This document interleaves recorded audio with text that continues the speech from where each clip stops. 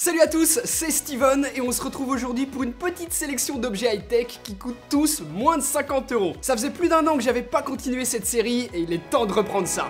C'est parti!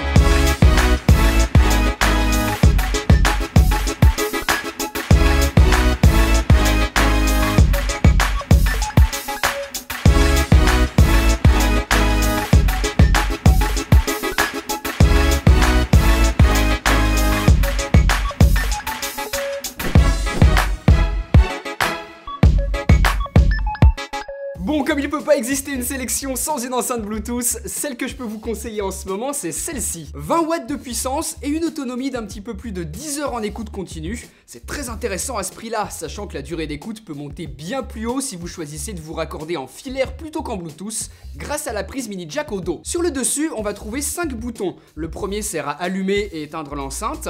Le deuxième permet de passer du mode Bluetooth au mode filaire, et ensuite on trouve les classiques play, pause, augmenter et diminuer le volume, sachant qu'on peut faire un appui court dessus pour passer à la musique suivante ou revenir à la précédente. C'est plutôt pratique parce qu'on n'a pas forcément besoin d'avoir son smartphone en main pour contrôler la musique, ni pour répondre à des appels, puisque l'enceinte a aussi une fonction kit main libre. Alors je vais pas vous mentir, hein, la qualité du micro est franchement pas terrible, et en fait la fonction kit main libre je l'ai utilisée une fois et c'est tout. Par contre, la qualité des haut-parleurs et donc du son qui sort de cette enceinte, c'est très bien pour du matériel à ce prix-là. C'est un son plutôt équilibré et finalement c'est agréable d'écouter de la musique avec cette enceinte. Son look est plutôt sobre avec le revêtement en tissu par-dessus et finalement ça passe partout si vous voulez la poser sur un meuble. Donc tout ça pour 50 €, ça me semble un bon prix, on en a pour son argent, c'est une bonne enceinte que je peux vous recommander.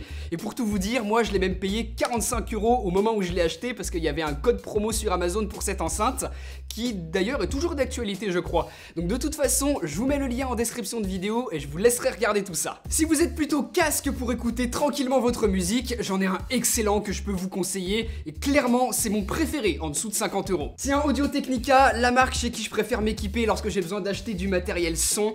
Mes micros viennent de chez eux, mon casque que vous avez pu voir dans ma vidéo setup et que j'utilise pour monitorer le son pour mon montage vidéo vient de la même marque. C'est vraiment des excellents produits qui durent dans le temps. Donc ce casque que je peux vous recommander aujourd'hui dans cette sélection, il fait pas exception à tout ça. Sa qualité de fabrication est excellente, il a un très bon son.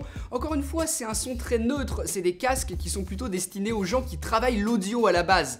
Mais vous pouvez très bien l'utiliser pour écouter votre musique dans les transports. Les oreillettes recouvrent complètement les oreilles, donc c'est un casque qui isole très bien. Par contre, vous le voyez, c'est un casque filaire, donc tous ceux qui recherchent absolument un casque Bluetooth, il est pas fait pour vous.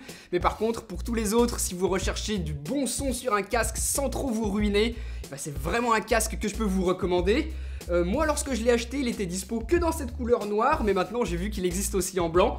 Donc voilà, je vous mets encore une fois le lien en description de vidéo et je vous laisserai regarder tout ça. Et pour ceux qui se poseraient la question, le support que j'utilise avec mon casque, lui aussi je peux vous le recommander. Tout en aluminium, il est vraiment classe sur un bureau, suffisamment haut et solide pour que le casque soit en sûreté. Il fait le job, tout simplement. Moi j'ai la couleur aluminium, mais il existe aussi en noir, en doré et en rose. Donc clairement, le fabricant a voulu viser ceux qui ont des Mac ou des iPhones pour matcher avec les couleurs des produits. Moi j'ai pas voulu faire dans la fantaisie, mais pourquoi pas, faites comme vous voulez. Le quatrième objet que je vous conseille, c'est tout simplement la souris que j'ai utilisée pendant plusieurs années avant de passer à la nouvelle version. Mais le premier modèle est toujours aussi excellent, surtout que maintenant, on le trouve en dessous de 50 €. Ceux qui me suivent depuis longtemps la connaissent bien, c'est la MX Master de Logitech. Une souris destinée à ceux qui bossent pas mal sur leur ordinateur, puisque son gros avantage, ce sont tous les boutons un petit peu partout. Tous sont personnalisables via le petit logiciel de Logitech, et vous allez donc pouvoir choisir quelle fonction, quelle action attribuer à chacun des boutons. Un peut s'activer en appuyant à plat avec le pouce, deux autres sont situés juste un petit peu plus haut, ainsi que la molette latérale, en plus de celle du dessus et des 3 boutons cliquables. Je sais que je vous en parle souvent, mais je trouve ça génial. Surtout si vous faites du montage vidéo, de la retouche photo, ou alors que vous utilisez régulièrement des logiciels pour lesquels il y a pas mal de raccourcis utiles.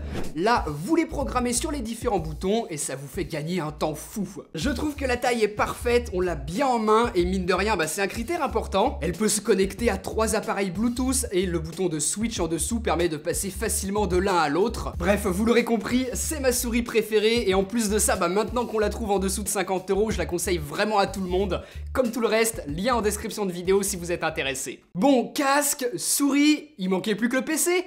Et oui, je vais bien vous parler d'un PC qui coûte 50 €, vous allez comprendre pourquoi. Ce PC, vous en avez peut-être déjà entendu parler. C'est le Shadow et je vais vous en parler un petit peu plus longuement que les autres objets parce que le concept est vraiment intéressant et qu'il y a pas mal de choses à dire. Déjà, il faut comprendre que le Shadow est un PC distant. Fini la grosse tour que l'on a chez soi qui prend de la place, qui fait du bruit et qui sert de chauffage.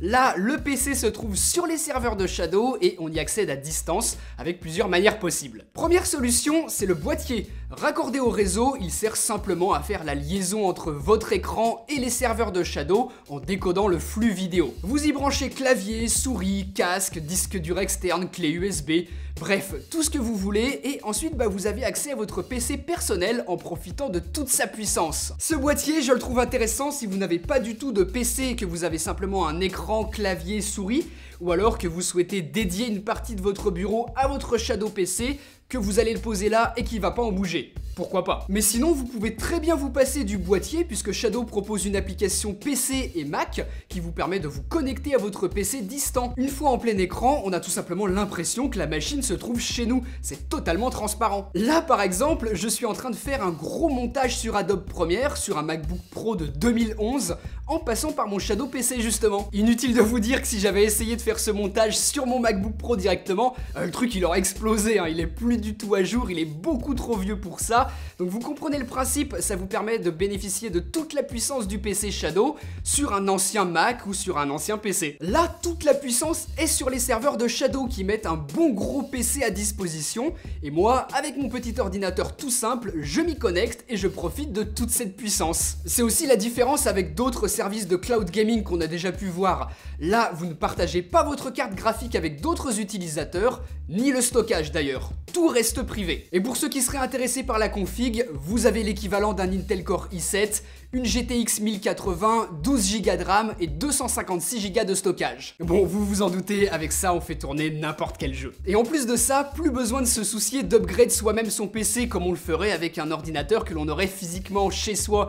Là par exemple, si une nouvelle carte graphique sort, eh bien Shadow s'en charge à notre place et on a constamment un PC au top. Bon, même si tout ça c'est très bien, je suis pas certain que les gamers les plus exigeants, limite pro, soient totalement satisfaits du Shadow PC. Quand on est pointilleux à la frame près, on préfère encore un bon vieux PC chez soi que l'on contrôle à 100%. Mais pour tous les autres, ça fait parfaitement l'affaire. Et ce PC ne sert pas qu'à jouer, c'est un vrai PC, vous installez ce que vous voulez dessus. Et évidemment, la plus grosse contrainte, et c'est inévitable puisque l'on se connecte à distance au PC, pour que tout ça fonctionne bien, on est énormément dépendant de la qualité de notre lien internet, du service que fournit notre opérateur. Si vous avez une coupure internet, pas moyen de joindre le Shadow PC, c'est logique. Même chose si vous avez un ADSL tout pourri, l'expérience sera vraiment pas bonne du tout, et même si aujourd'hui Shadow travaille sur ce point pour le permettre bientôt à tout le monde, pour le moment, c'est vraiment recommandé à ceux qui ont une fibre stable. Moi, c'est mon cas et ça marche très bien, avec ou sans le boîtier d'ailleurs. Je vous en ai pas encore parlé, mais il est possible, depuis un smartphone Android,